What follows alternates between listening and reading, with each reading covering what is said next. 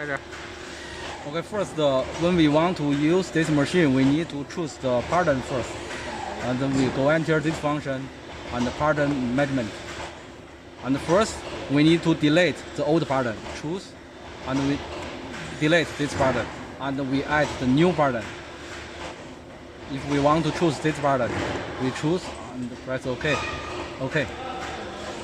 This pattern is we want. And then we go this function and click this pattern name. Here we can choose the color, choose the needle position. The first one, if we want to pushing first, and then we use pushing number 2. And the second we want sieving, and we choose the sieving.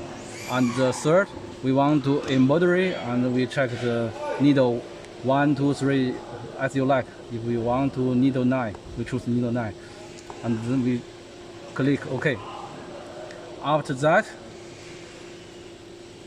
we need to use the sieving height to fix the start point, and we move the frame by the button.